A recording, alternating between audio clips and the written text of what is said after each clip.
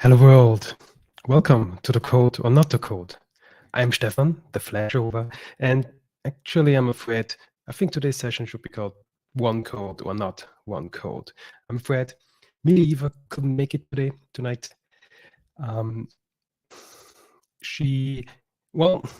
lived to tell the tale about trains being delayed or cancelled altogether, but her train got significantly preponed. So she is running to the railway station quite right now. So she's very sorry that she couldn't make it today, but she will be back definitely for our next episode. So in today's session, we are now in episode 9 of season 2023. Let's, as always, start with the news.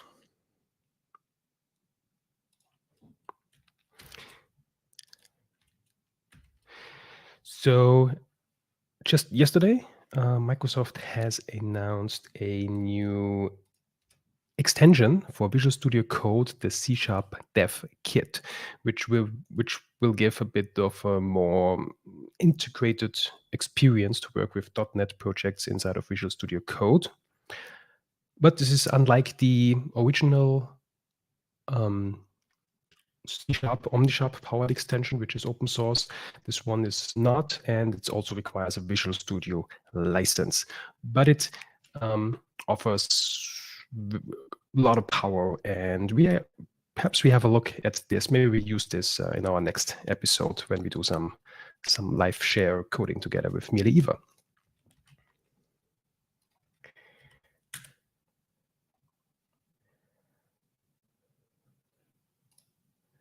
Shahab says hi. Thank you very much for joining the session. We met just recently.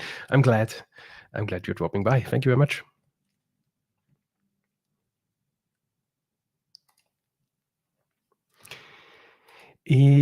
Other news is a collection of news. So the .NET Annotated Monthly for June of the JetBrains.net team has been released. And as always, this packs a lot of news and blog posts and videos, everything all about .NET. So always posting the links in the chat and later on in the video description. I think there is some videos I need to catch up with. I'll do this. I'll do this tonight. Then there is the call for speaker for the JetBrains.net Online Days 2023. I think there is 4 days more left for you to submit some .NET related talks. Time is running out.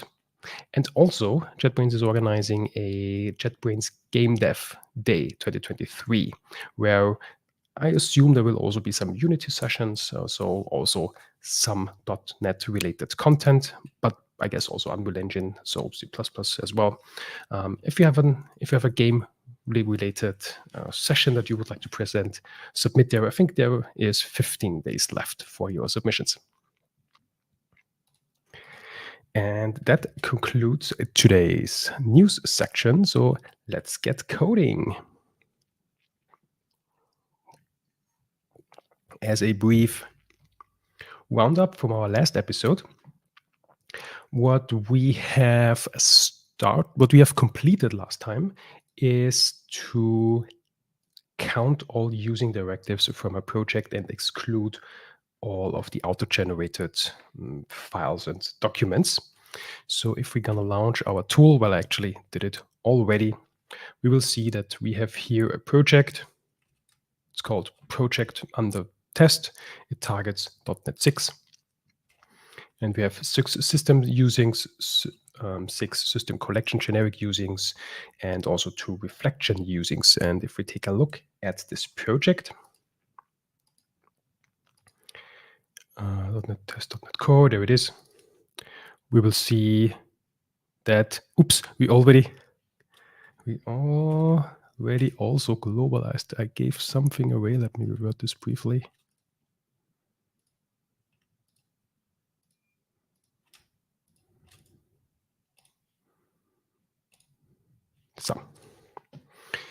So we will see we have here 6 documents, 6 classes, which all hold the systems and the system collection generic using directives. And also, if we have a look at the properties, so there is an assembly info, and this one has the system reflection. Actually, there is two system reflections, now that I realize. So where is the second one coming from? Okay, there is still some auto-generated file that we are missing. Where's this coming from? I am uncertain. Let's take a look at the file system view. We obviously missed one generated file. So is it, let's see, where may this be coming from? JSON. Let's have a look at the debug, net 6. There was some generated C# files, so there's a global usings, but we do ignore the global usings file. Because it's auto-generated, we have tests and implementation for that. There is one. There is a project consistent core assembly info CS. This one is interesting. So this one is actually generated, but it doesn't have any info. It doesn't have any .g.cs, so any hint in the name that this is a generated file, and also doesn't have any comment, the auto-generated comment on top of the document. So we don't really know that this is a generated file. Well, it says generated by the MS-built white code fragment class. So I guess this will be our first test for today, to ignore documents that I'm not sure about containing, but let's say have the last element. Well, we also have two elements. Yeah, let's see. We'll find a test for that, to also ignore that. Okay. And I think that's the one. And there is also one using with system reflection, but I'm not sure if this one is counted. That has an interesting name. I'm not sure if this is actually found. I guess let's do a brief debugging session. Okay, we will find the last. There is even more generated files. Okay, we're not done there. So this is what we're gonna do today, and also to finish the roundup from last session, we also started with globalizing the local usings. So if I run this command line tool just yet again, actually, well, it's currently quite hard coded. So there's something that maybe we also take care of today to get rid of the hard codings. That if we have a look at our application, we are hard coding the project path, and we are hard coding to globalize the system using. So again, taking a look at the test project. Now we want to globalize the system using and actually push it into this global usings.cs. So if I put these files next to each other, now if I run the tool, this one should disappear and it should appear here. Let's run the tool, and getting nervous now.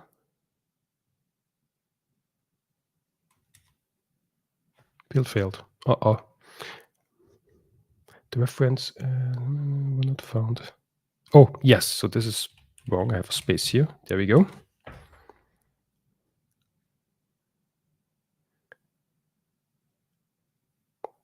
No, it was working.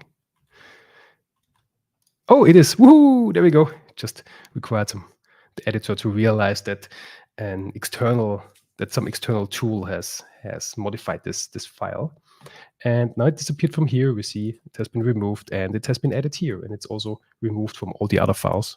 So if we take a look at our diff here, we see from all the classes here, it's gone and added to the global system. And we also discovered last time that we have a little bit of a bug that we add, because we have removed 6 system usings. Now we add this properties global file actually 6 times. We should only do this once if it doesn't exist yet.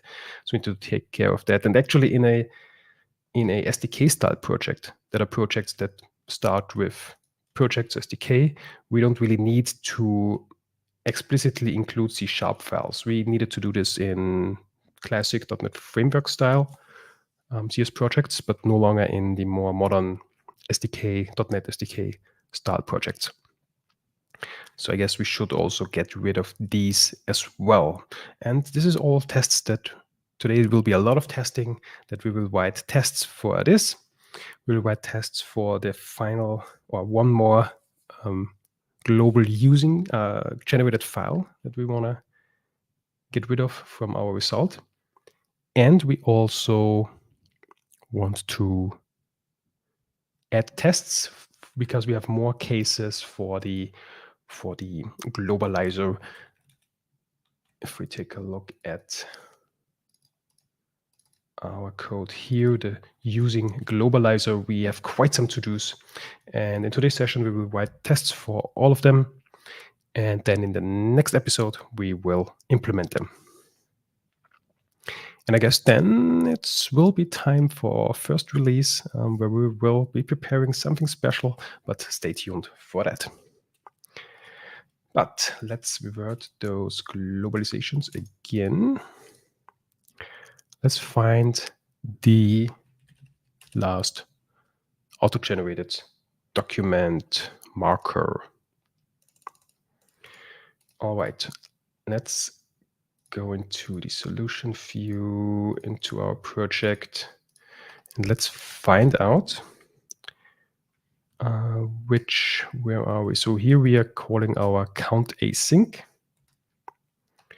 Which file that is actually generated are we still considering? Because we have here, we check here, is this document generated? Something falls through this test. We have also one on the compilation unit. So here's aggregate usings. Let's see that. Let's debug.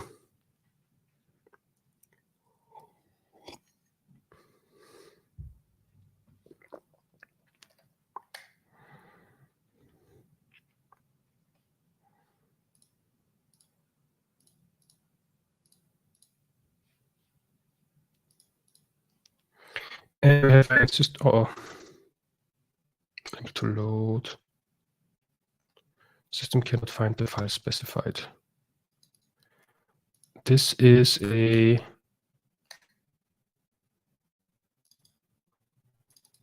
think this is the first time I tried from Rider actually. We debugged previously always from Visual Studio. Again, I seem to have some problem there, but let's do some good old debugging with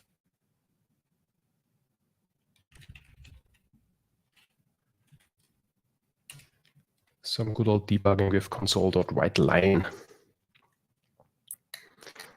And in here we have, can I go to full screen? Oh, that's not F11, of course, that is view appearance, full screen, yes. So we get a project, we try to get the compilation to find if the entire compilation has an generated attribute. Then we go through all the documents. Okay, so for each document, let's print the name of the document. Document.name. Oops. And let's say document name. Do some string interpolation. And let's run this code again. Before I do, let me cancel that. Oh no, oh, we can't cancel yet. Yes, we can. Let me, for now, let's not globalize the solution. Let's comment this code out. Not the solution, the project. We don't support this on a solution level yet. We will in the future. So which projects do we get in? We get these, yes. We do have the assembly infos, yes. The global U things, yes. Hold on, this is actually auto-gen. No, it's not auto-generated, never mind. And both of these files, okay. Okay, so this is now, this has a comment, but how do we get rid of this one? This will be exciting.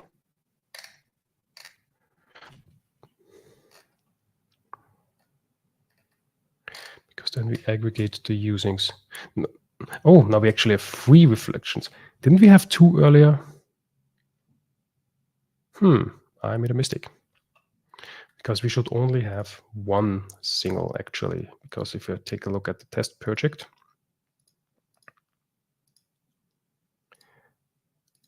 there it is. Of course, in the, if you take a look at the test project, we only have the one from the assembly info. This should be the only reflection namespace that we have.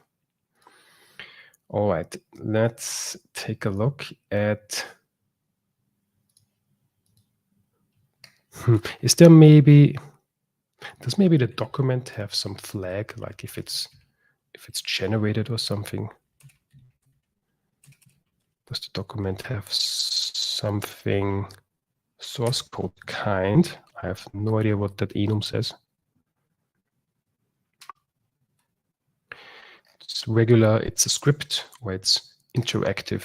Okay, this will be all regular, I suppose. What else do we have on the document? Folders.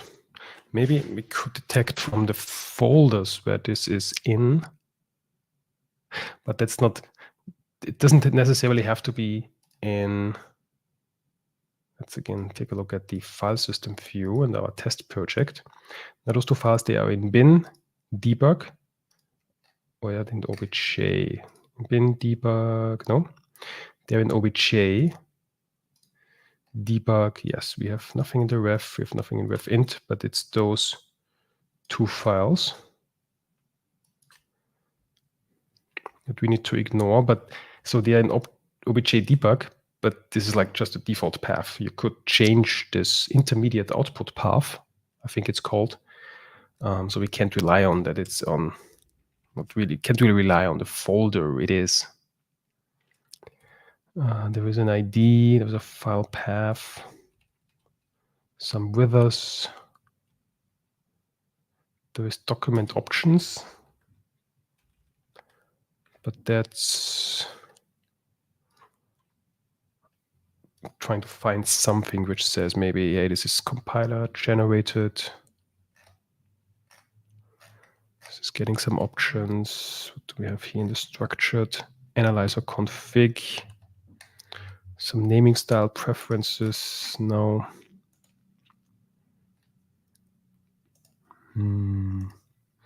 What else do we have on the document?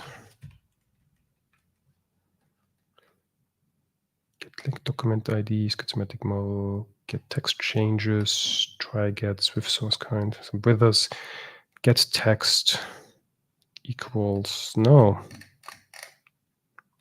Not really. So how do we detect? Well, we should be able to detect this one because it ends in generated by the MS-build write code fragment class. So let's write a test for that. Let's open the other one too for later use. So we're going to jump into the solution, into our tests, unit tests for the, I think we actually have a generated code. Yes, tests, where we already have a suite of tests where we check if we actually create, what do we create here? Some text generated code attribute, there it is. So we create some text which has a generated code attribute on the entire assembly, which then should be generated. And here another test. We have here the generated code attribute on the entire assembly. So this is generated. But if we don't have this attribute, it's not generated. Then the second suite of tests is about the file name. So we check all the generated file names, such as the .g.cs or temporary generated file underscore .cs. And we are searching the auto-generated comment. So these comments. But I believe there is more, because those are only the comments that this is leading with. There seems to be also a trailing auto-generated comment that we need to find out. Or can we still rely, but how do we do it with this using reflection? Because that one is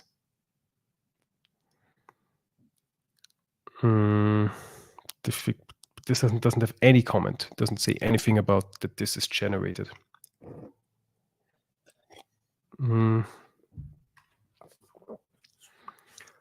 Maybe we can find out. Still don't want to give up on finding out if these documents are somehow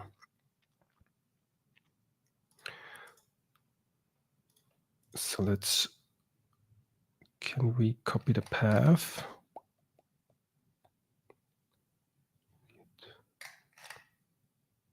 No, copy the name.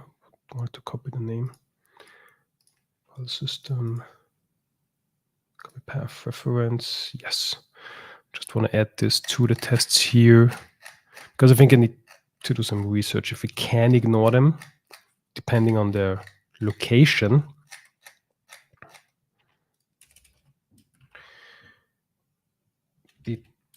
Detect this document and also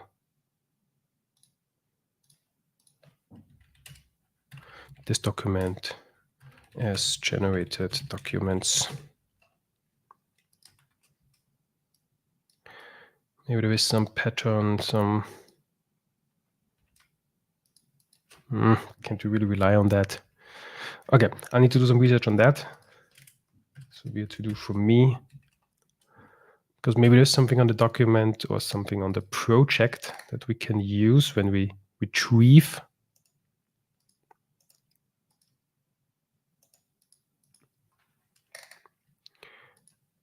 When we retrieve the documents here, but I would be surprised if there is.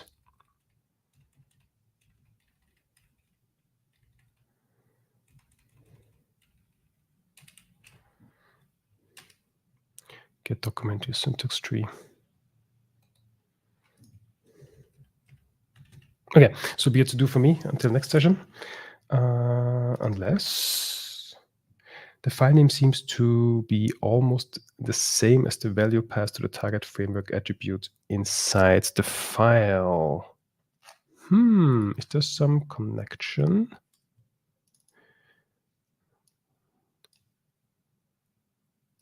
Shahab, you mean this one, right?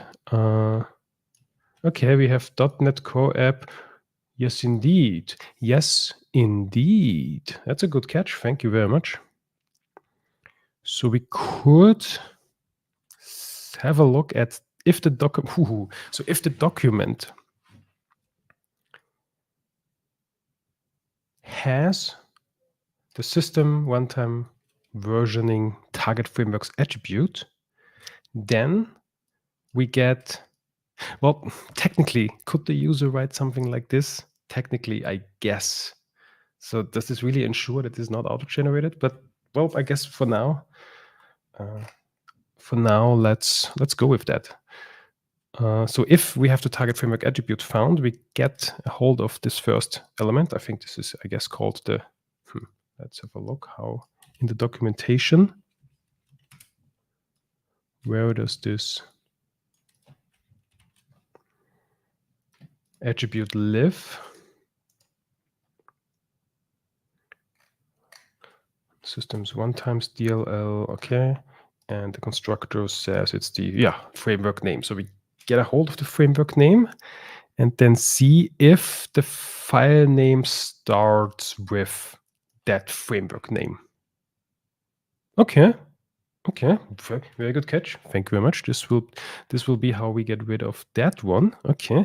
Ooh, and the other one would be then by finding this very comment.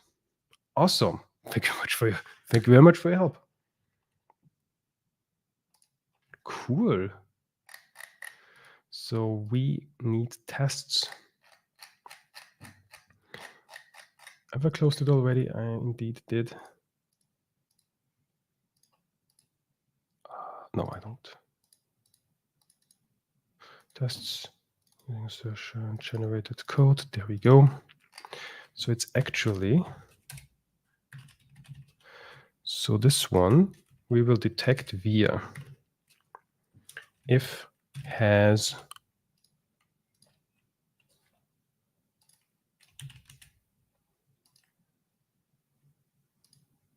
if contains an attribute, then get framework name string generated if framework name string if document.name starts with the framework name. Excellent. And the other one to do, this one will be found by ending or having a final comment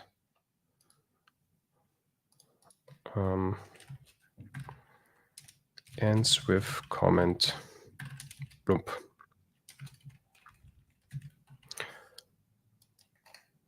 Let's write tests for it.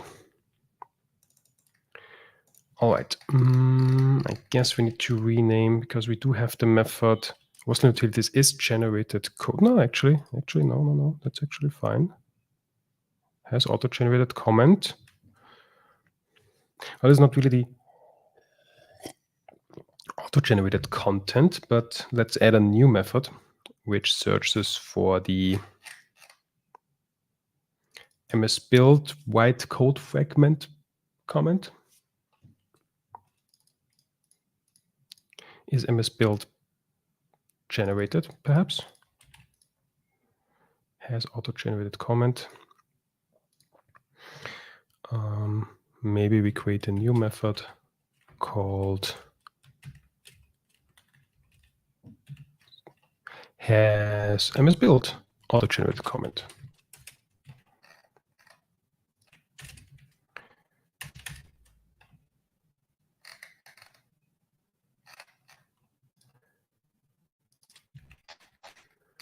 And we will add that here.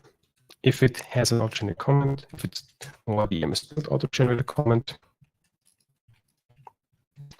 Okay, for now we return false because this implementation will be for episode 10.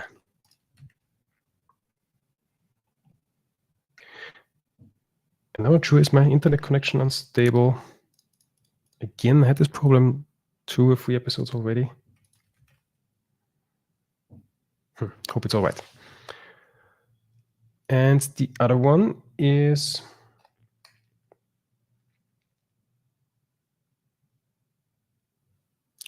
that one. So that's the, how would we call that? So that's on a, that's also inspecting syntax. That's the, let's call it the target framework document.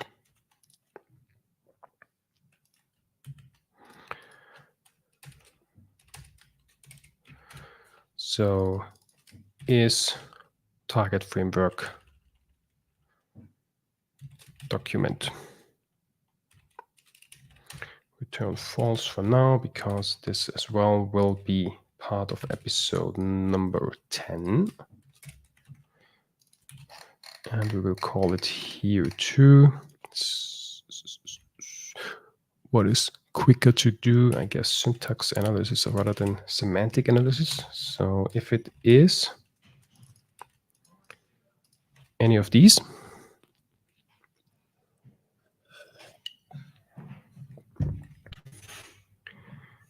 Testing time.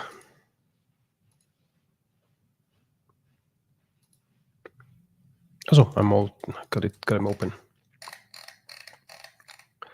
Okay, so we have is generated code, auto-generated comment, marked generated. Let's copy this test and add an ms build auto-generated comment. So this will be ms build auto-generated comment. We need a method such as that.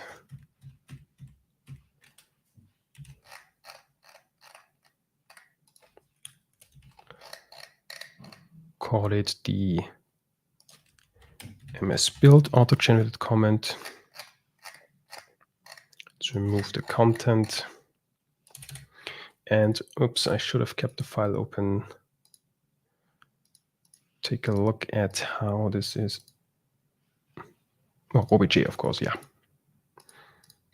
Is this in release the same?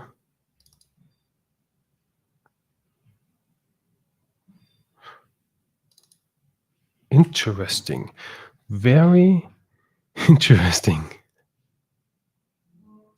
It's not. Hui! Is this a bug? Is this as intended? I'm uncertain. But in release, in debug mode, now this file doesn't have any comment, but in release mode, it has auto-generated. So in release mode, it would work perfectly. But it doesn't. And also the other one has also the auto-generated comment. So this is very delicious, as we would have expected. And actually in release mode now, this doesn't have the. It also has a generator by the ms build write code fragment class. So can we? But I'm not sure if this is like. If we load the project, can we force it to load in release build and then not get these files? I have no clue. Maybe this would be a shorter fix. And also for future, maybe there will be different files auto-generated, which only have the comment in release build. Is this the same with .NET 7? Haha, is this a .NET 6 bug? Is it a bug? Should we try to fix? Well, bug is, I guess, a little bit of an overstatement, but unexpected behavior for one specific. Well, okay, I guess we now also would need to have a look at earlier framework versions, .NET 5, .NET Core 3.1, also .NET Framework versions. Hui. This may be, what's the term for that in English? A can of worms? Because, okay, now I'm not sure again. I think I doubt myself now. Okay, we're .NET Core, right? Let's build everything anew. Let's see, maybe there is something, build solution. Let's do a full. Let's bring up a CLI and say .NET build -- no - incremental. Actually .NET clean. Is that .NET clean? .NET build -- no - incremental, just to be sure. And also the same again for -c release. Clean and a build no incremental in release.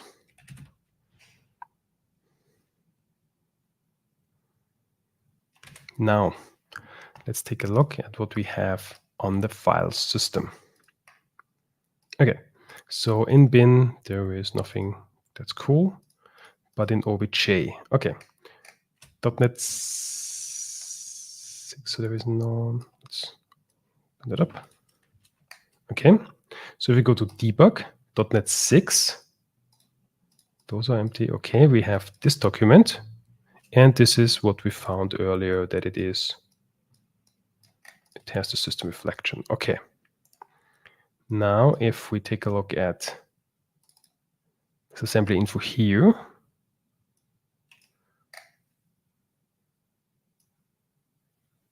this actually now does have both the comment. Did it not have it earlier? No, I'm now confusing myself. I'm pretty sure we didn't have this on the generate assembly info earlier, this auto-generated comment. Okay, I need to watch the recording. Totally second guessing myself now. But in .NET 7,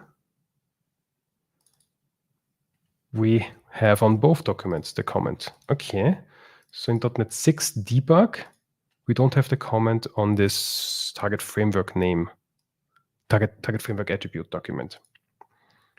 But what about .NET? What about release? In release.NET 6, we do have it on all of the files, both in .NET 6 and also in .NET 7. So the only problem now is the .NET 6, the .NET 6 debug build, which doesn't have the comment.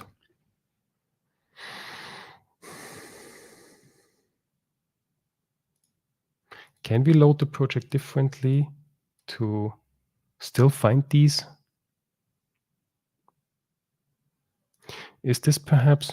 Maybe.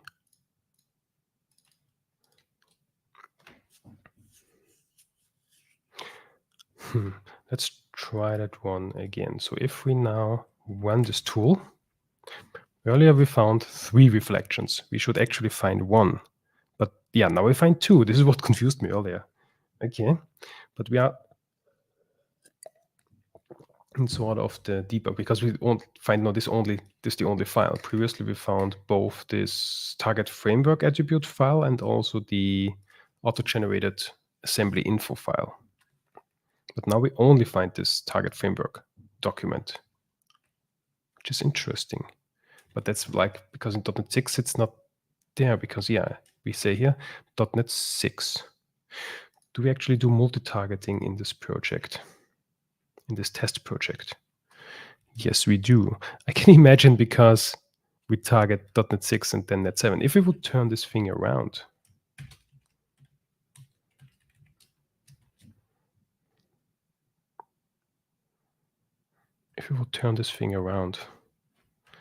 build and run the tool, will we find only the one reflection? Okay, now it's only the one that we expect. But I guess we still need to warrant for this .NET 6 debug build behavior. Is this fair to assume? Or bug unexpected behavior, or maybe there is some flag we can set. I kind of want to take the easy part. Can we say open project async? Is there something? Nah, not really. Also not to just iterate through the documents. Not really. So is it maybe because we still do the register ms build path directly here? What we originally wanted to do is this one, yeah, which is the defaults. But this didn't work for us when we introduced this together with David. So if I was to run it now, does it maybe work now because I had some local problem? Okay, that works. That's cool. But we still have this one. Okay. So it's not that easy of a fix. Cool, that works now. We didn't know why this didn't work. Why this didn't work last time, but it seems to work now.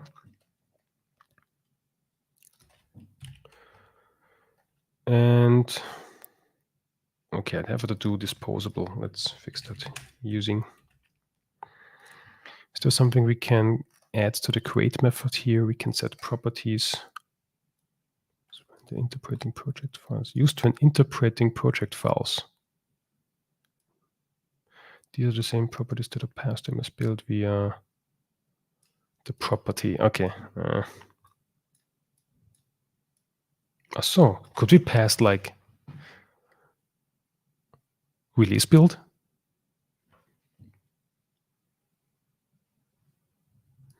I'm not sure about the syntax. Documentation time. ms build property something.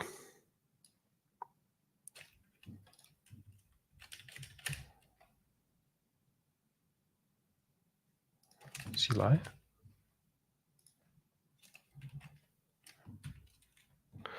So we set name value. What if we pass a dictionary with configuration release?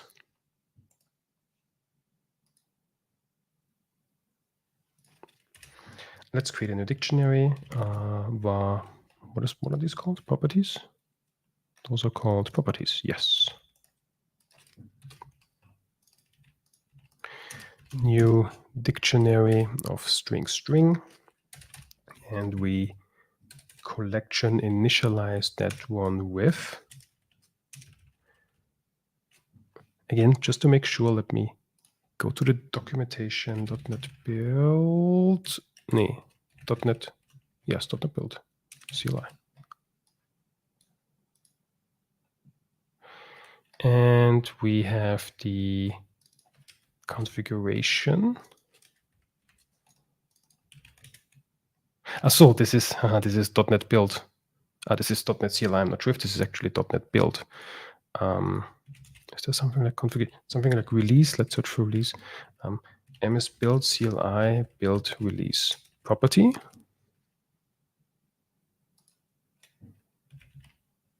There it is. Okay, property configuration equals release. So let's copy exactly that.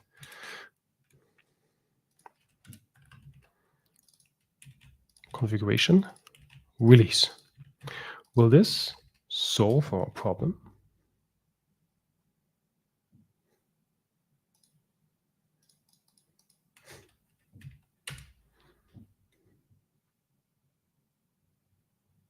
It it does. It does. That's fascinating. Cool. So should we still now I'm a little bit hesitant to actually implement, well, the test and actually then the implementation to finding for this fragment code and the target framework file as well. I find the solution quite elegant to go for, there it is, to find this target framework and see if it starts with. But technically, this is also something the user could write. Well, I guess they shouldn't, but they could. Well, no, well, if they would this then be a compiler error because this attribute exists twice because the generate the MS build creates this also? I'm a bit uncertain. Kind of hesitant if we should build this. Maybe I open this up as an issue on GitHub, and we will track this later because I definitely don't want to lose that information, because I do find this solution quite elegant and viable. I think it's also quite reliable. It should be quite okay. But I'm currently preferring the easy fix. But who knows? Maybe .NET 5. Maybe for .NET 5 it doesn't work like with this release build thing, and we still need to consider this. But maybe in earlier versions of the SDK, maybe this file name was, because this is not really, I'm not really familiar with this pattern. Maybe this is a different pattern. So maybe this doesn't work for all of the versions of .NET. So I'm not sure if this is the most stable fix, but we definitely keep it in mind. We keep it as an issue open should we need that. And the same goes for the generated by MS build code fragment. So let's put them into to do.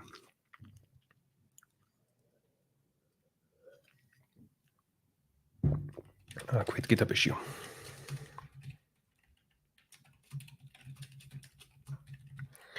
So we will implement it, but later, because for now we only want to implement the MVP, only what we really have to, and then later on extend it and make it more stable,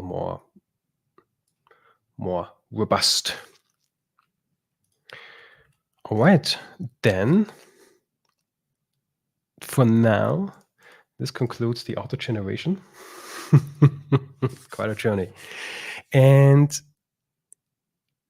now let's have a look at the tests that we are missing, because we conducted a survey, and for our globalizer, actually let's test it. Let's test it if this is working fine and it doesn't crash anything or something. If we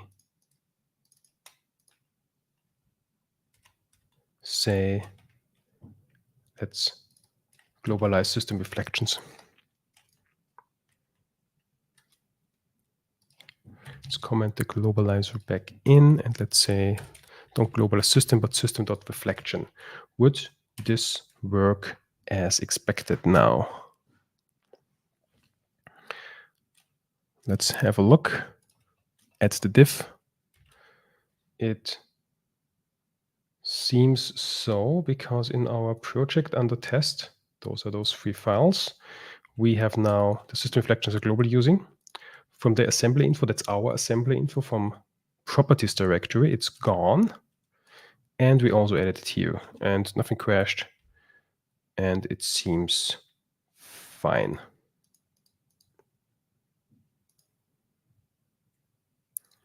Well, we add this 3 times, so that's still bad, but that's another bug to fix. Okay. So quite content with that. Also, we'll be asking Eva next time what she thinks about all of that. Now it's time for, what did I mention? Testing, yes. Because for the globalizer, if we jump to the implementation, we have a bunch of comments left. And one of these comments is, where do we want to create this global usings per default? Currently, we decided to put it into the properties directory and call it globalusings.cs. But we did conduct a survey. We want your feedback. Where would you expect a tool that creates a global usings file? Where would you expect this to be created per default? And we did run some polls on Twitter. We had some feedback. We had 7 votes, and Twitter seems to, so the community seems to prefer the properties/globalusings.cs file. It's also the one that we have currently implemented.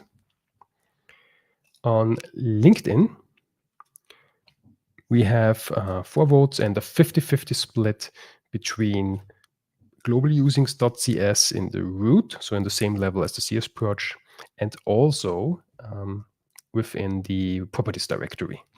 Because the properties directory, that's in .NET Framework time, this was more meaningful. I think in .NET Core time, it's more of a convention, but it's not necessary to put it there.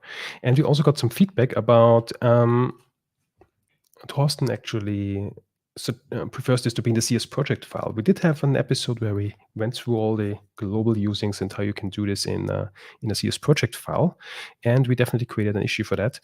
So we will not be doing this in our first version, but we will follow up on that and also enabling that we can globalize the using directives into the CS proj file. For now, we only thought about C# syntax, not about MS build and CS proj syntax, but we will follow up on that. And the third source, we also conducted a poll on Mastodon. We had 35 votes here, and Mastodon community seems to prefer the global using CS within the root, not within the properties, but the runner-up is then just usings.cs, because I think this is also what the .NET all the test, so the X unit, the N unit, and the MS test templates of the .NET 7, or is it 6? .NET 7 SDK and up they create a using.cs with the X unit or N unit testing per default. And we also got some comments here that Firewire prefers them to not have a global usings, but rather have all the usings in the directories, in the documents, in the files explicitly, so that is obvious which namespaces are used within this document. Make the code more speaking for itself. Anthony also said something similar: only used sparingly, and only if it occurs in almost every CS file, and then also placed in a CS proj file. So we did definitely follow up. We do have a issue for that. It's not in the MVP, but we will follow up on creating them as adding them to the CS proj, which then would look something like this. So we create an item group and then add this using in there and not in the global usings.cs. So we just need to find the CS proj. I guess this is, the project should know where it is. So we know that the director needs to add this there.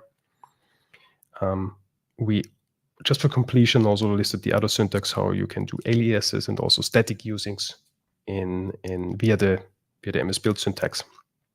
We're not quite sure yet about should we always do this or hide them behind an implicit usings. We had a look at this in the using, I think it was episode 2 or 3 session. And was it the first one? I can't recall. And so some question to clear out. I need to ask Eva what she thinks about it, but also the community, perhaps we do another poll how to best handle this. But we will not forget about this. We will bid it in. And also what Anthony then suggested, basically what we just said, because the idea is here. For example, if you have unit tests, if you're a unit test project, then almost every CS file has then using X unit, same for N unit or MS test. Or if you're using something like fluent assertion or within a benchmark.net project, then almost every document will have those namespaces, those benchmark.net or those fluent assertions or those X unit, MS test, N unit namespaces. So, and if like almost every files, if 90 out of 100 files have this, then it's a good candidate to globalize it.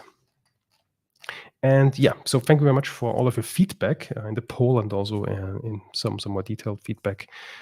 We will definitely follow up on that.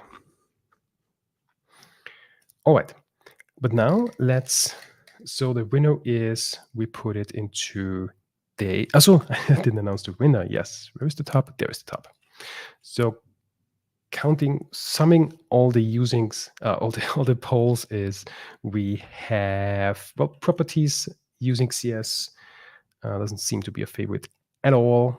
Using CS seems to be a good go-to. Properties global using CS almost, but the winner is in the root of the project global usings.cs. So this will be our winner. This is what we will building. So that's basically this one, global usings.cs without the G. So let's get rid of all of that. Default. Well, in the future release, we definitely want to make this configurable. But the default will be this this document. And later on, we have some to-dos. We created a lot of issues for that on our project to find the document automatically. So like there were some rules to, if there is a single document, if there's only one document which has global using directives, then we will select this. And if there is multiple, then doing some ambiguity resolution, but we will follow up with that as well. Okay. Now let's write a test to, I think, no, do we have the test for that already? oh no, that's not the tests. That's the actual implementation. So now it's time to write some tests. We will go to the using globalizer tests. What do we have so far? We create a project. So if we have no local usings, we don't replace anything. Okay, that sounds fair. If there is a local using, we will replace it. So that means we do have a so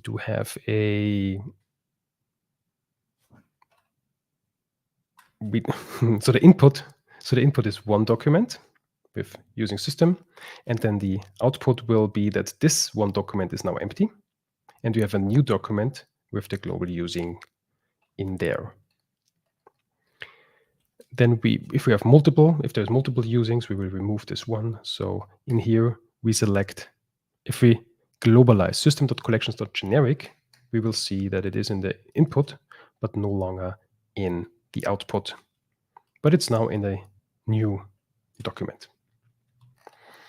What else do we have? If there is multiple documents, we replace all of them. So we have two systems. And if we say we replace or globalize the system, now they're gone from both documents. It's not only one left, or the one additional document. And we also have a test for multiple documents replaced with global using directives. So if we find them in some, so we have system collections.generic, we have 3 document inputs, and we find it in all 3 of them. So we globalize it once, and they're gone from all 3. And there is one more test. Oh yes, and we then also have tests for difference between file scope namespaces and what's the other one? I have the name. I can't think of it right now. Block scope namespaces, right? And we only globalize the top level using statements. So if we globalize system collections generic, we only globalize that one because it's top level. It's outside of the namespace, but we don't do the one within the namespace. So here's the namespace declaration. We also get globalize this one, but when you have the namespace declaration here, this is now within a namespace declaration. We don't globalize this. So if we have another look, the outside ones globalized, outside ones globalized, but inside ones not globalized. It should be still here, right? I think I have a bug in the test here. I do have a bug in the test.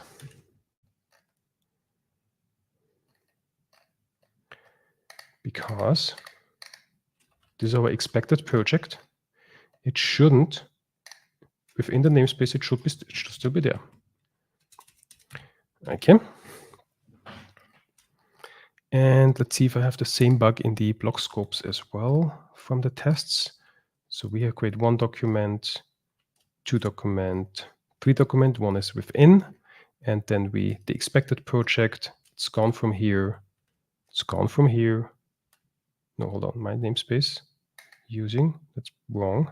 Yeah, no, there it is. It's gone from here, and since this is within a namespace, it shouldn't be gone from here. So let's add that again. Made a mistake there. And then it is globalized. Sweet. Okay, fix the test. And now let's test that we confirm. We actually need to check the names of the documents, don't we?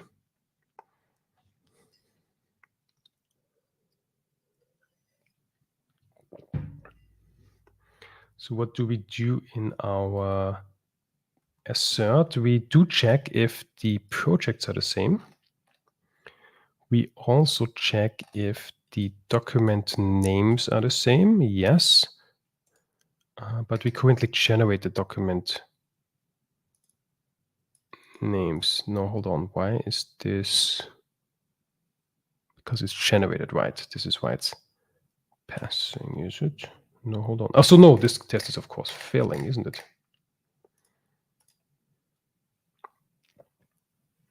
Let's run all of the tests.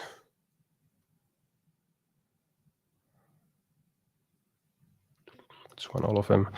We expected 4 documents, but actually got 5 documents. Interesting.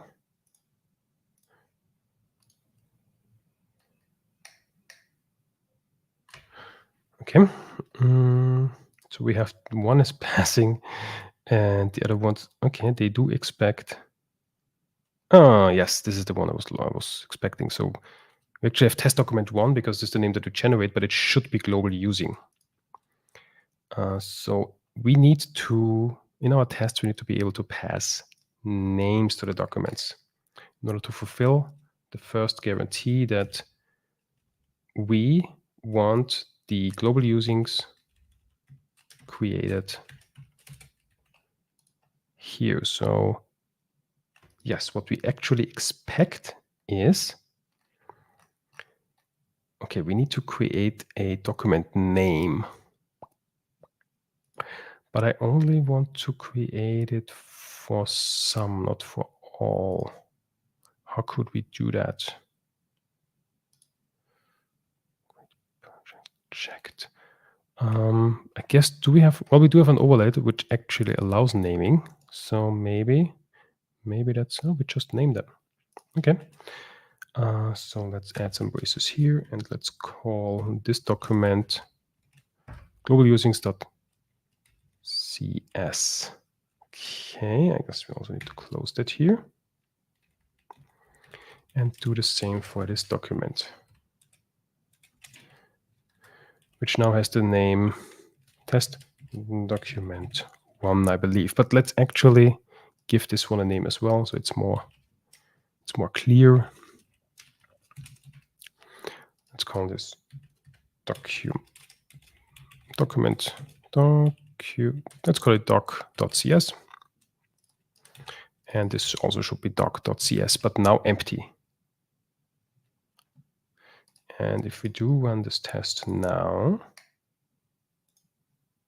it could be passing already because this is exactly what we do already. No, it's not. It should actually fail.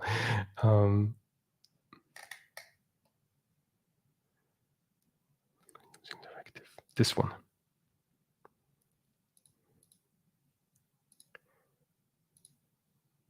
Oh, no, this one is passing.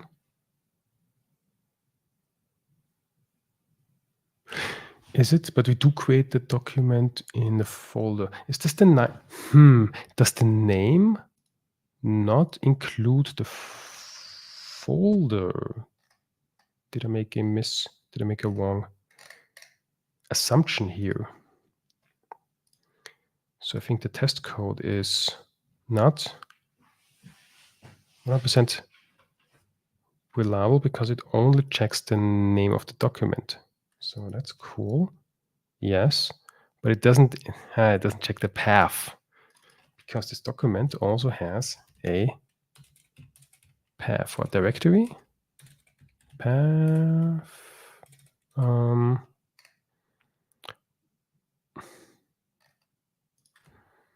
So that is a document.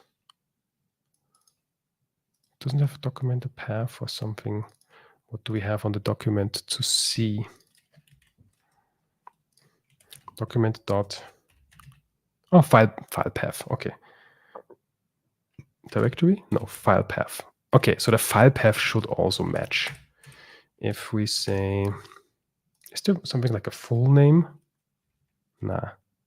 Well, there is folders, but let's go with the file path. So if the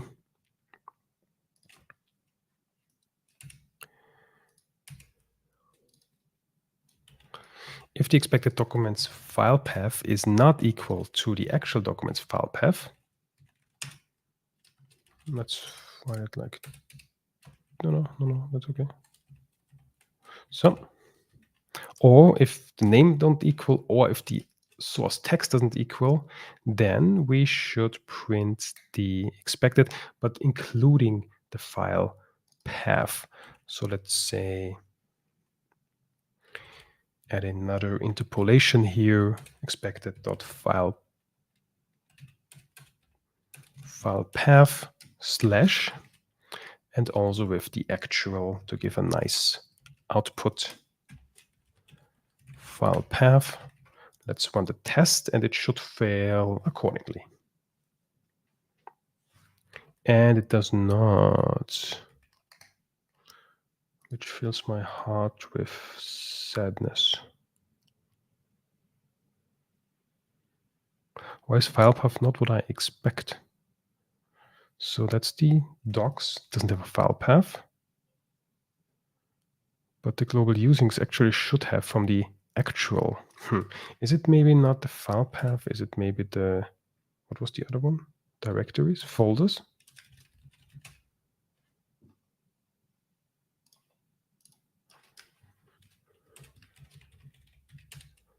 Ah, there we go. We have a folders. It's not the file path, it's the folders. Okay.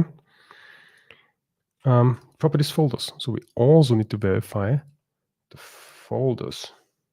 Why should we then not do the file path? But actually, I thought this was like just a stringification of the folders. The path to the document file, or null if there is no document file.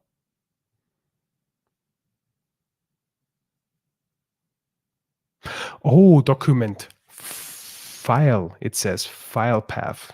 Since we're doing all in memory, there is no file path. We only have in-memory documents. Okay, so folders is our go time. But this is we get a warning. It's a possible unintended reference comparison. Yes, because folders is an I read-only list. And now we are comparing references, not how it works. So we need to do a sequence equal to check if the content is equal. And if this is not the case, now we have a problem. And we need to stringify this folders directory. Is there maybe is there some helper? Not really.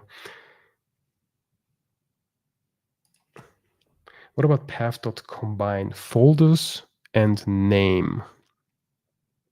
Well, folders isn't really a path because folders is just a read-only collection. We would need to turn this into a path. Maybe this makes it easier.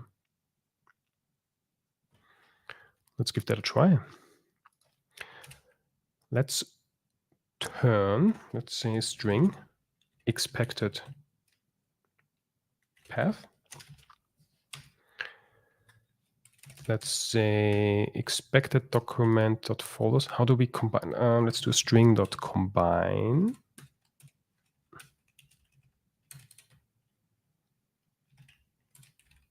There's no string combine. There's a string.join. Ah, yes, string combine. There is no string combine. I'm mixing this up with something. Okay, but this is a string.join. The string.join takes a character to join them, also string, but we'll be using the character and a collection of items that we want to join. So we will do a slash. Should it be depending on the machine that we are currently running on? Perhaps. Perhaps we use directory.path separator. Is this on path.path separator? Yes. We'll be using that one and say, okay. And we'll do the same for the actual. I like this idea. This reads nicely. Thank you for your input. And we do this on the actual document as well. But we still need the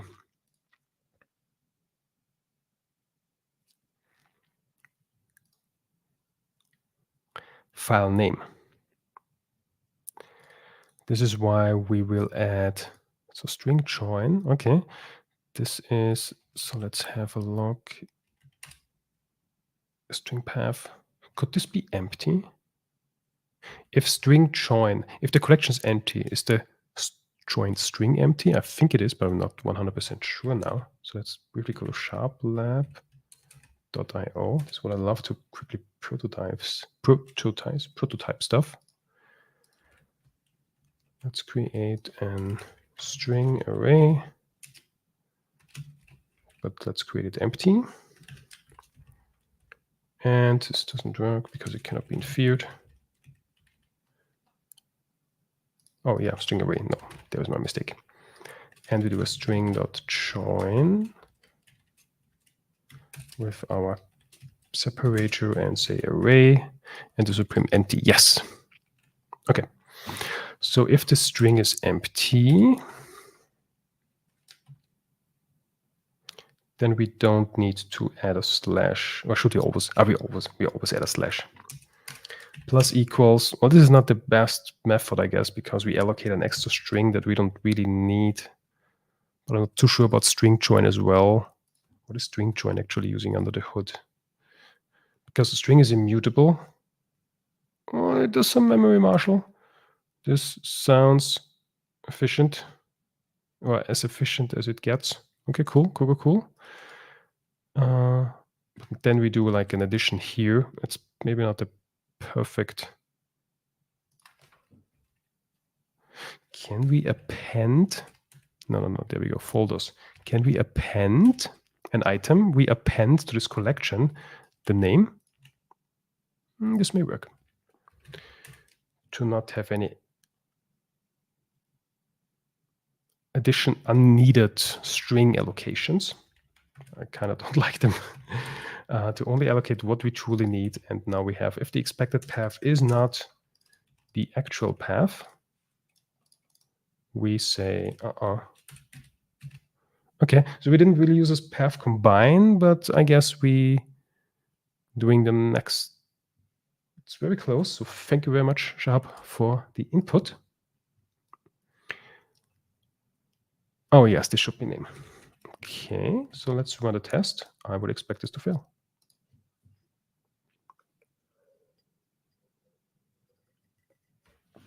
Yes, it does, because we expected / global usings, but it's actually global usings.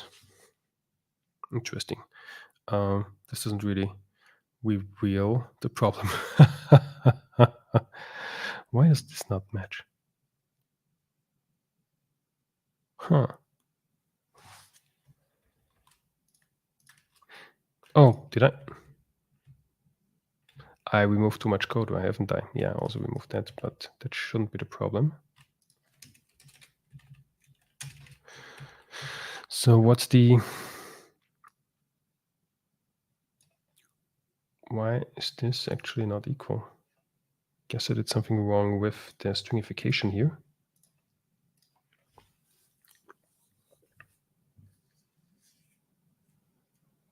Oh, hold on. I use it as a path. Maybe I wasn't reading correctly. I'll come back to that in a second. That's a test document properties. It does say properties global usings.cs.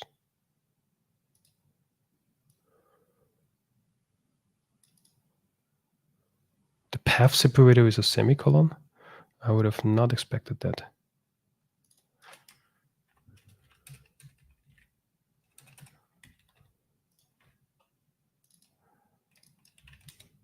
Sharp lab all time.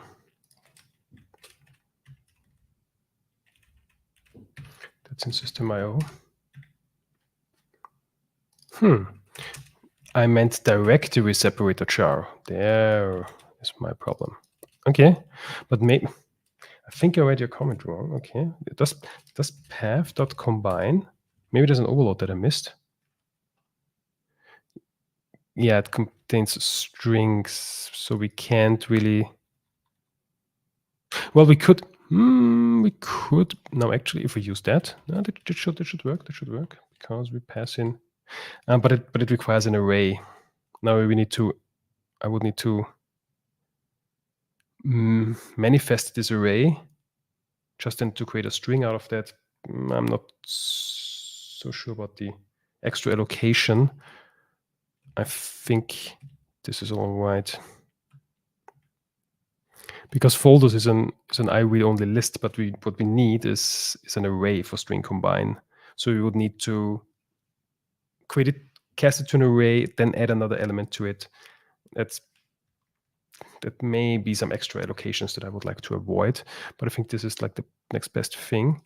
But still, it doesn't explain what error I made here.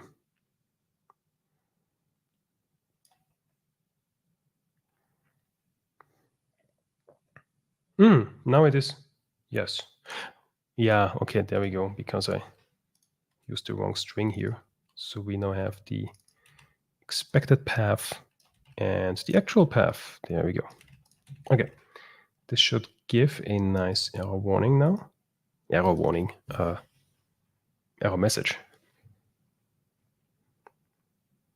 Yes, okay, cool. This is what we expected. So we expected test document 1, but we got properties global usings.cs. Is it though? Let's see. Is this that the test? Oh yes, let's run all of them. Yes, I wanted to refer to this one. Yes, it's a simple one. So we expected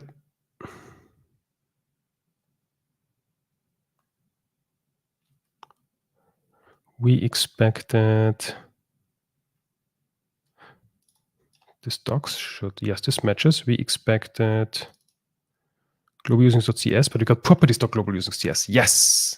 Okay. So this is our problem because we still have the old globalizer code. But this will be something. So the fix will be to basically get rid of this properties directory here. And this should turn this test green.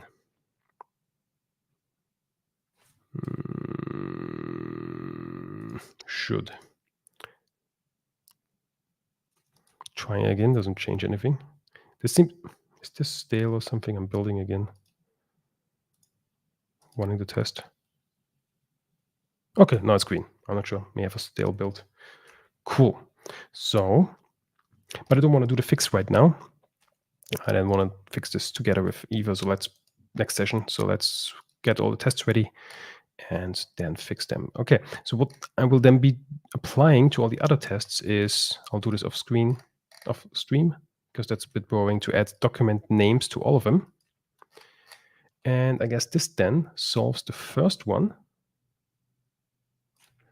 that we wanted to have the correct file.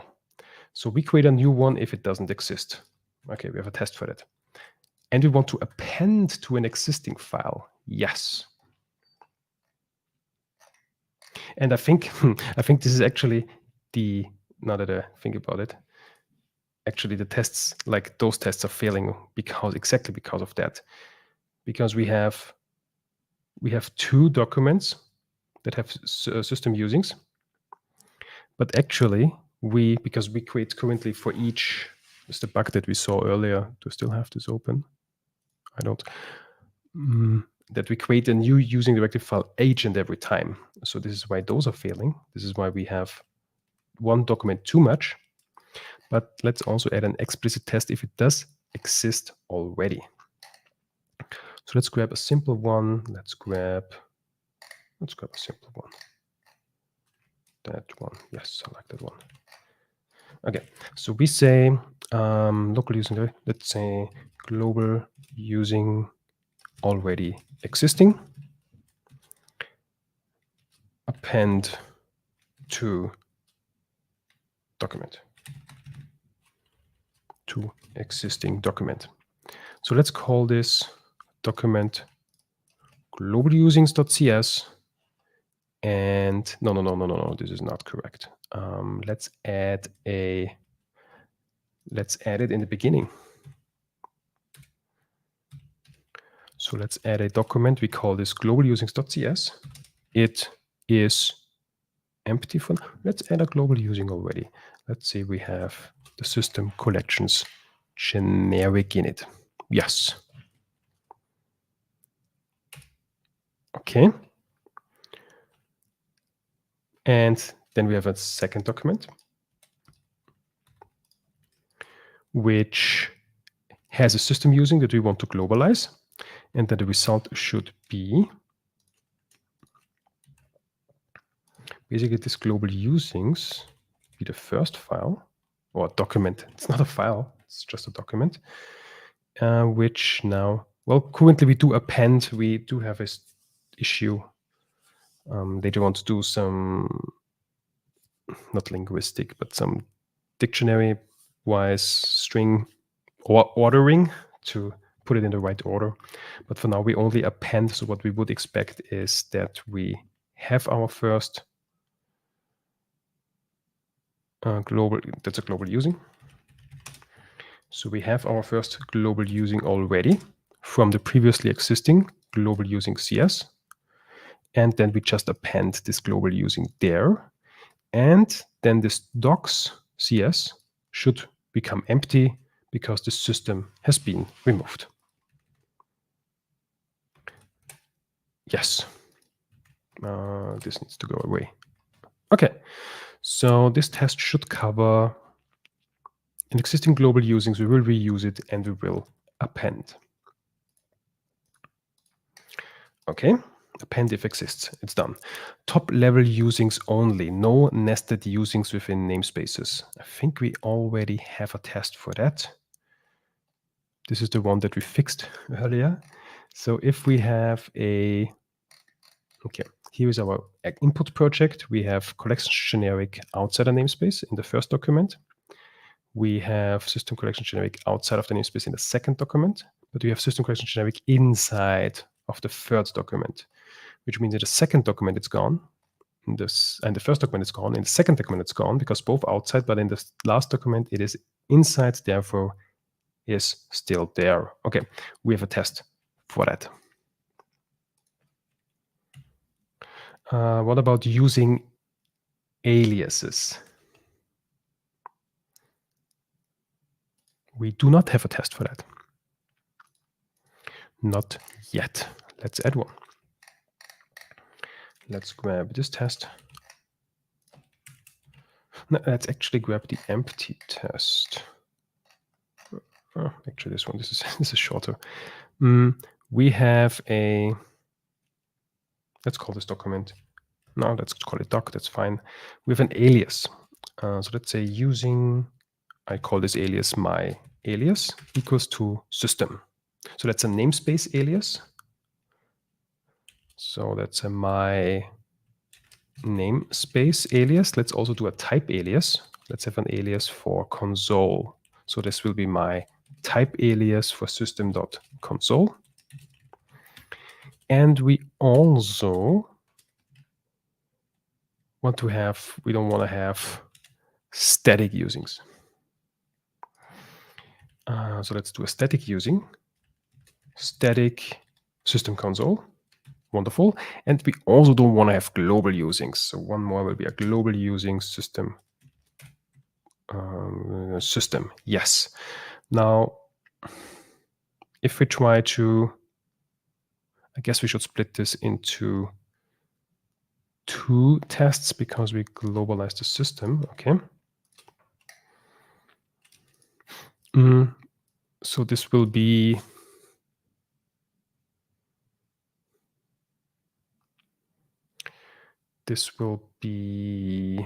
now maybe we should have 4 separate tests. We should have separate tests. So maybe we make a theory out of that. And say we have some inline data. We have a string code and a string local using to replace or to globalize. This will be our input. Local using. And the code will be put in here. And our first inline data will say, okay, if we have an alias and we want to globalize system, we also have the type alias when we do when we try to do system.console. This shouldn't match. Then we do using static system console, again, globalizing system console. This should not match. And for the last trick, missing a semicolon here. The global using, when we use it in system, this should not do either. So this will be non-local using directives. not replaced. So we can simplify this code a little bit. We create a document called doc.cs, and then the output should be also one document with the same code, doc.cs. So nothing should have changed at all. Wonderful. This now has we now ensure that we don't have any using aliases. We don't have any using statics and also no global usings. Cool.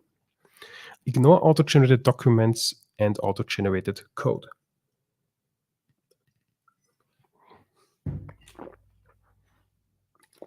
Let's ignore them.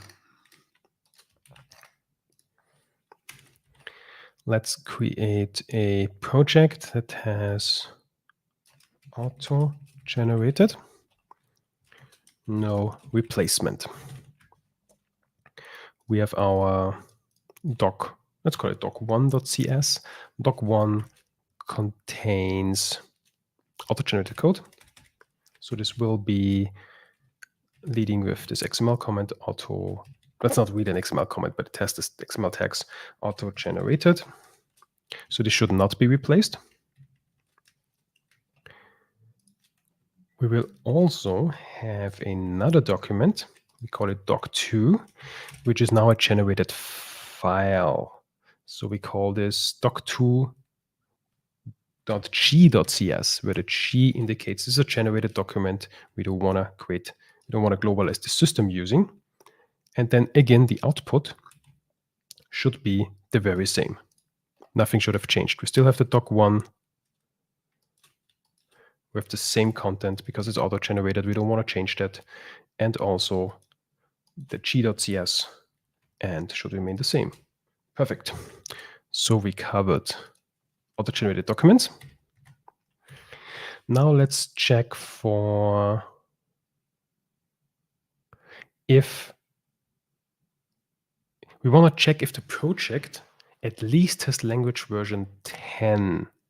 And if it's a C# project in the first place, because for Visual Basic projects, we don't want to do it. And for C# projects with language level 9 or lower, we can't use global usings yet. So we need to check that as well. Now I would need to create a Visual Basic program. I'm no Visual Basic dev. So I will go to the existing test that we have from the other project where we actually, we do have that here, creating a program.vb. It's fantastic. We will get a hold of that actually via the Visual Basic factory. Grabbing the whole project, the whole test. Then replacing the parts because we will need the Visual Studio factory. We create a Visual Basic project, okay.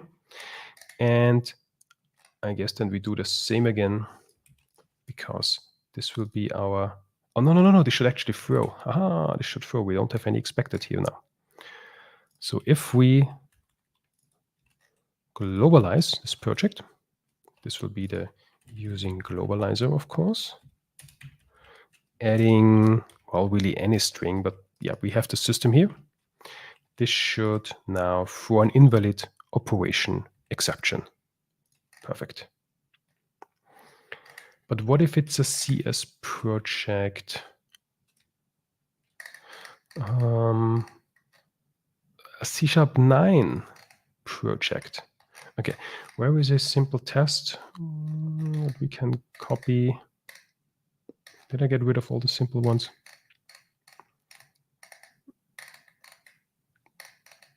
This one is simple enough. We need to be able to set the language. So if we have a, let's see, oh, I still need to fix the test name, right? Where's the Visual Basic? Yeah, this is not count async. Our naming scheme is like so. If we globalize Visual Basic, that throws.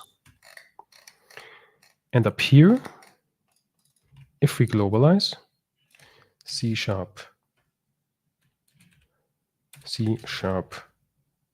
non C#10 or greater, then we throw. Which means, again, we just create a project. And, okay, I can grab the throwing part from down here. Boom. We try to globalize the system, but we will actually, oops, this is not the throwing part. Throw. There it is. Okay. If we try to globalize system on a C#9 project, this doesn't work. So let's add a language version here. Lang version. Let's turn this into a theory. And let's say this will be inline data language version. Using the Visual Basic language version here, I should actually use the C# language version. There it is. Language version dot C#9. There it is. Let's check C#9 and also C#8. Okay, and let's pass this to the project. So I guess we need to set this in the beginning. Or, hold on. We do have a project here, right? Can't we just say, can we just like append.with? No, because that's a task. Okay, we await the task here. So project.with language version with parse options. And we set those parse options to new parse options. Parse options, C# parse options, yes, and we set the language version in here. I think this should work because we did something similar already. Yes, so we create C# parse options. We can set the language version. Oops. And here we go. And if the project now has either C#9 or 8, this should throw because in language 9, in C#9 or lower, global usings are not supported. So we shouldn't create global using directives because we would create compiler errors. Okay. Next test. Support cancellation via cancellation token. We need a test for that. That's fair. So let's grab a test that should actually convert. Yes. So we now have a cancellation. And that throws.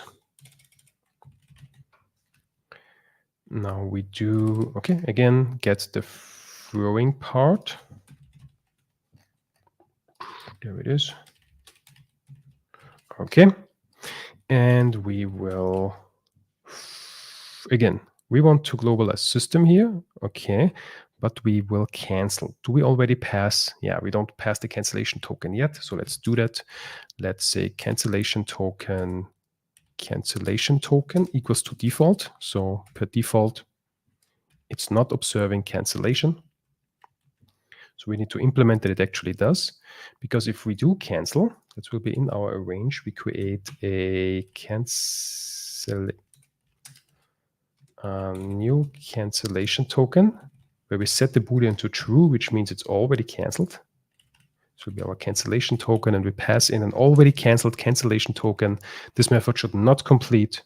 It should throw. Not an invalid operation exception, but an operation canceled exception. I think this is the one that we also used in the using counters tests. Let's make sure that's the case. Yes, because here it actually is the very same test. We create a canceled token, pass it in, expect operation canceled exception. Now we have the same for the using globalizer as well. So we're getting quite feature parity there. And was there now only one thing left? Check that there are no compiler errors. And this will be the final test. That's amazing. Okay. So let's create a project where we say, This now has errors. And if we have errors, we throw as well. Let's create some invalid syntax. Okay, I guess we omit the semicolon here. This is invalid C#. So this shouldn't compile, and this shouldn't do anything. It should also throw, but again, this time an invalid operation exception. I think this is also what we had in the, if I recall correctly, it's been quite some time in the counter, but let's see what we do there in regards of throwing. We have, yeah, if we do have an error, we throw an invalid operation exception. Oh yes, but I must be careful. I must create this project unchecked. So this will be not create project checked async, but project unchecked.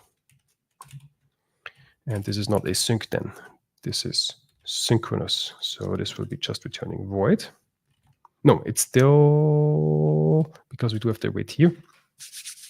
Because actually how we implemented this creation of the projects is we do have create project in both checked and unchecked fashion, where the unchecked fashion, well, it doesn't check for errors, but the checked projects actually would throw in this method already, because in the checked method, we check the created project if it actually, we get all the, we get the compilation that we then check, and we throw if there are any diagnostics, any error diagnostics. Because if we get then in here, we go through all the diagnostics, we check all the diagnostics that have severity error. And if we have any, then we throw if this is greater than 0. So if we have any errors, we throw in our checked methods. In order to ensure that the tests, the code that we write here, is actually valid C#. But now for this one error test, we don't want a valid C#, so we don't want this check, and this is what we build the unchecked methods for in our test suite here. Cool. Perhaps let's also say here invalid to make this more clear. Perfect. And this was the final test. Now we have quite some to-dos for our next episode to get all those tests green. And one thing is still outstanding. Because, and I think then we are quite done to get our first release ready. So in the next episode, we will be implementing the tests, getting all this ready, and then in the following episode, we will be releasing. But what we still have is some hard-coded paths in here. Yeah, this is not so good. Let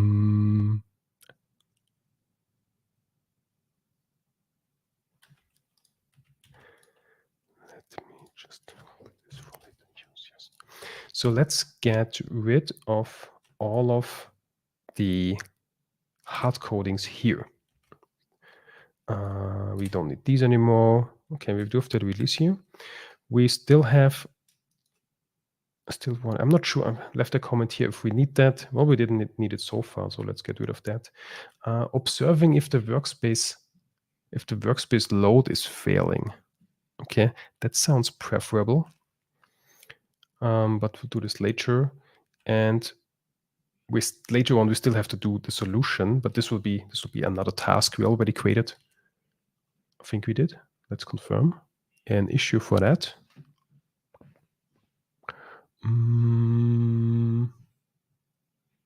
Okay. Too many. Do I have that here? No, I do not. That's the other window. There we go.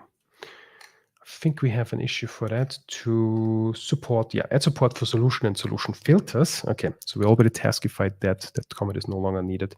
We still should observe if the workspace failed, but how do we now get the path to this project? And also, how do we determine whether we do a count or a globalize? We shouldn't do like all of them at once. And I think I would like to use a C#11 feature for that. List patterns.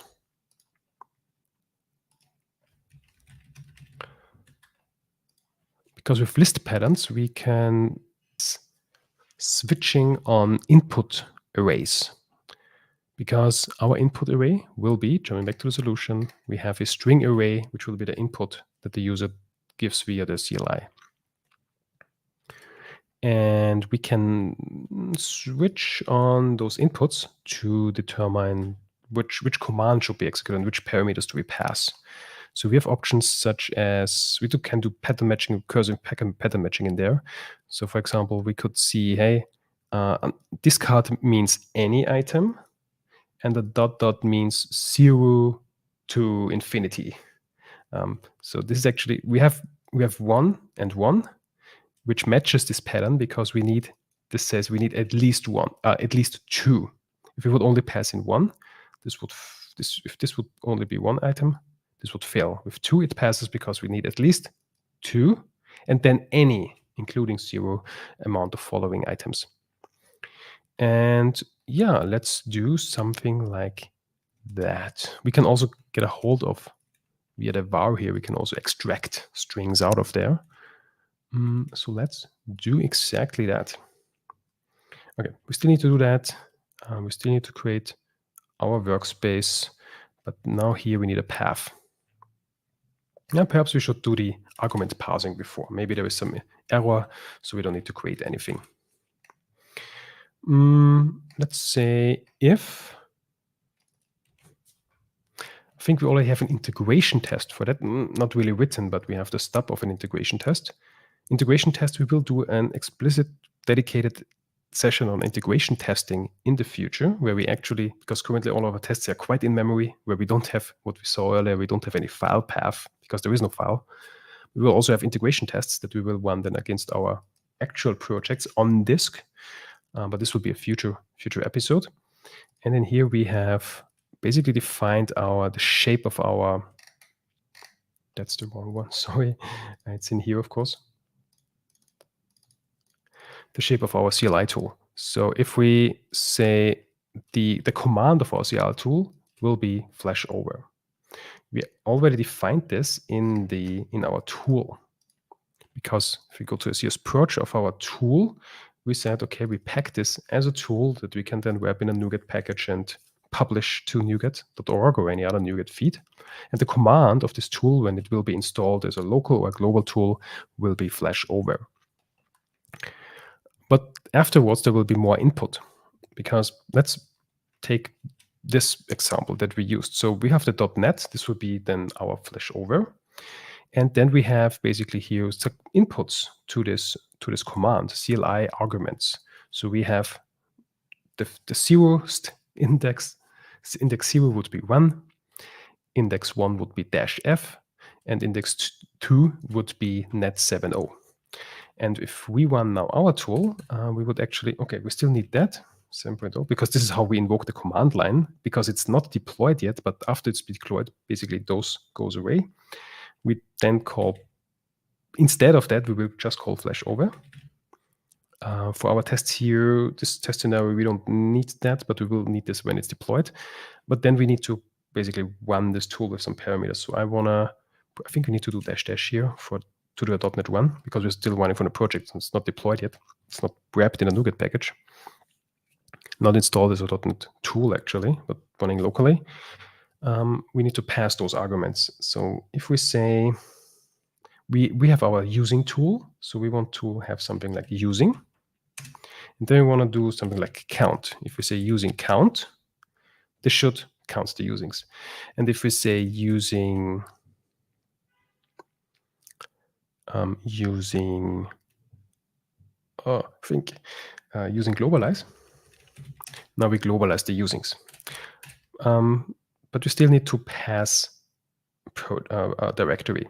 So if we do using count, it should use the current working directory and find a CS project there. If it's not, we want to pass the path. So something like C, well, it depends on the working directory. In our case, okay, what is it in our case?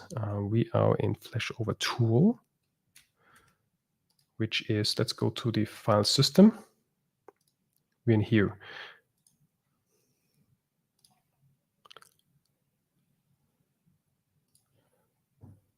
So we need to go back one directory,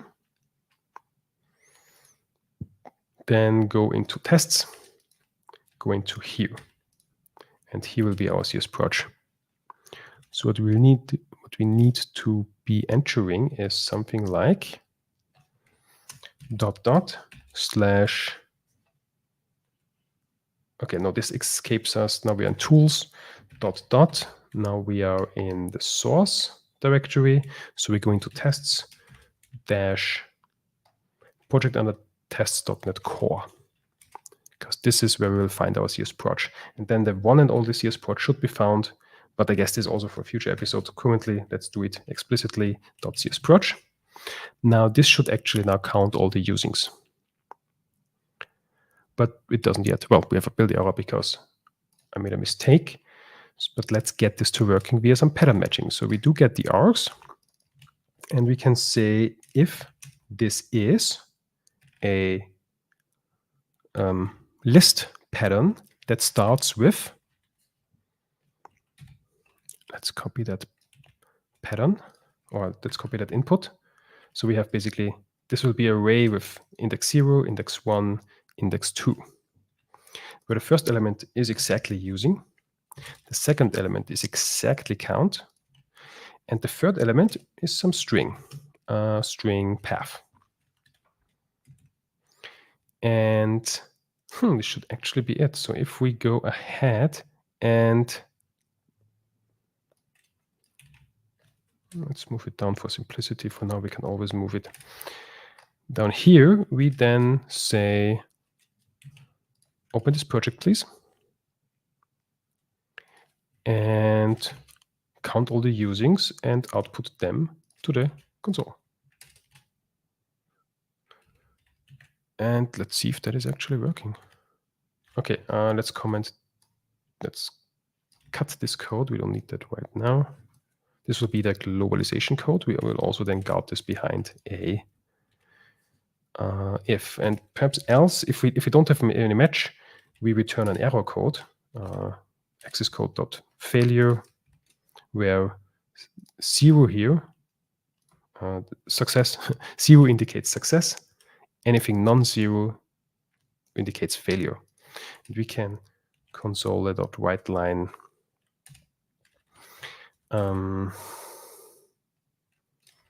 bad input or something. We then later on, we will not be spending all too much time on this command line parsing, because we will be using a library for that. But again, this is something for a future episode. So for now, we will do something more simple and not 100% fleshed out yet. But does this work? And it works.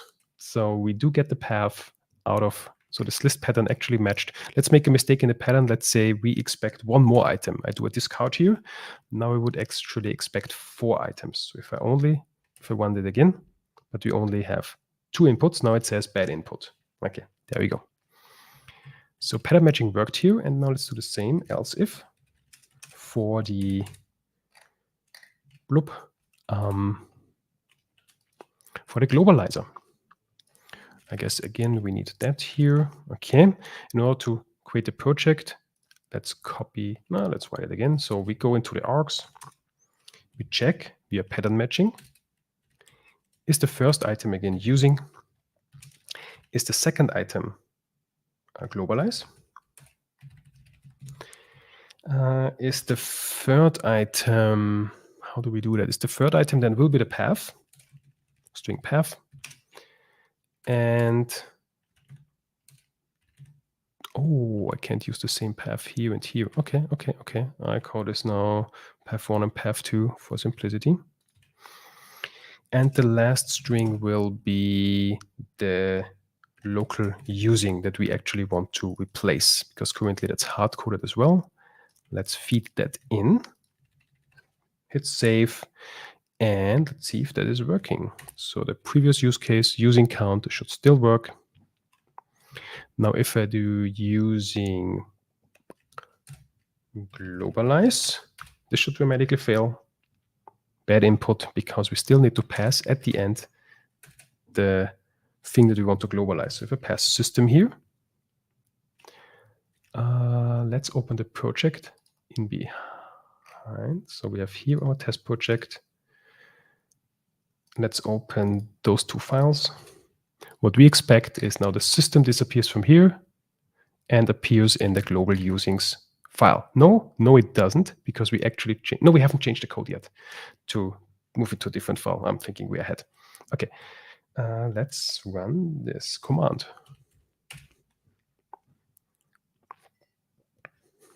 And it didn't show any error, but it also didn't give any feedback here. I guess we need to print some feedback. Hey, what was replaced? But if we switch back, now indeed, this has been converted into a global using. I will revert this change though.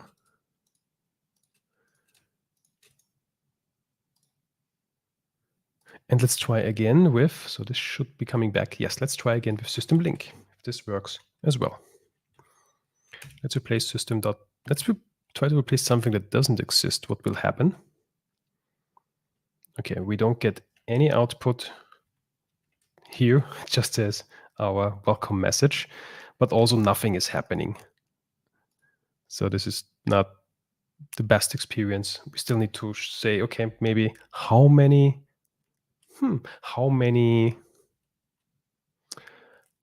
using directives have been replaced. Then we say replaced 7 occurrences or something. Yeah, I guess this would be a better experience. And now it would say it's replaced 0 occurrences, since this would mean nothing was found. But if I do actually say link, now again, magically in 5 or 10 seconds, it should disappear from here and appear here when the editor picks up the changes.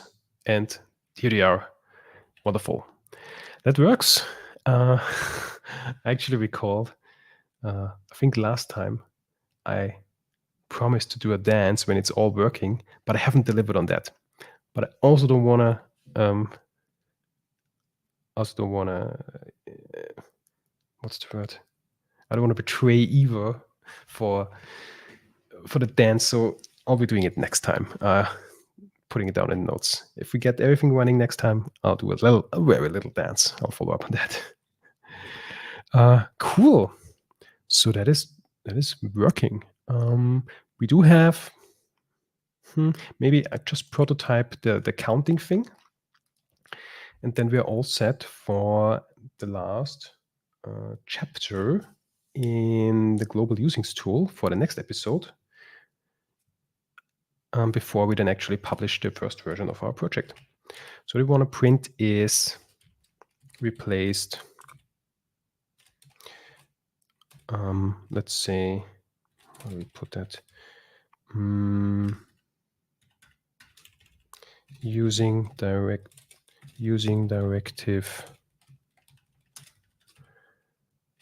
name here was replaced, let's put the number occurrences of using directive, entering user directive here, was globalized into, and then the name of the file where we want to globalize it into. So that would actually mean our globalize async would now can't return a project anymore, but must return something more sophisticated, maybe let's just prototype this here. Let's have a public record class, which now we don't really need to be record, right? So it's just a sealed class. Let's call it using globalizer result for now, which has a property, the project that we need. It has the int occurrences. All right. So if we now return that type here, I guess a lot of tests will fail, but yeah, let's just prototype this. So we will return a new global result where we will set, let's make these required. So we will actually have compiler errors if we don't set them. Here they are. project will be new project, and the occurrences will be, how do we get the occurrences? I think our globalize async needs to take care of that. So for every, yeah, I guess this is then also something that we need to implement, but this will come later. For now, let's say 0. Let's say -1. This means it's not implemented because it can never be -1. It should at least be 0.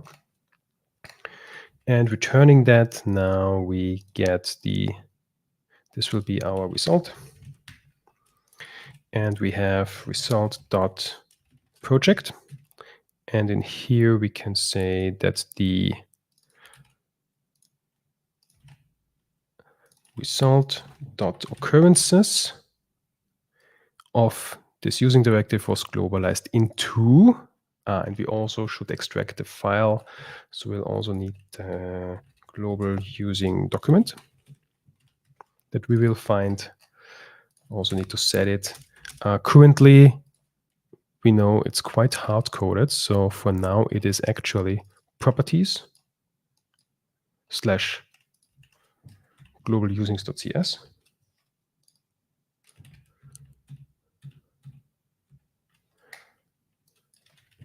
But again, this is hard coded. Actually, let's say to do. This is not an int. This will be a string. Okay, let's set this here as well.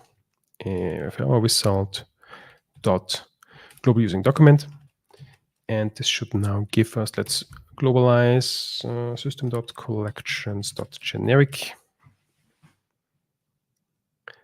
And it says that -1 occurrences of using directive system generic was globalized into to do. Great. Also want to put in quotes around there. So this should be nice input. What's the last one we want to? System.reflection. Globalize. -1 occurrences of the using directive system reflection was globalized into to do under quotes. Perfect. So we're all set for the last episode before we release our tool for the first time. Sweet. What's next? I guess it's when is next time? So our next time will be, currently we are here, it will be in a week and 2 days on Friday the 16th, same time, on the same channels.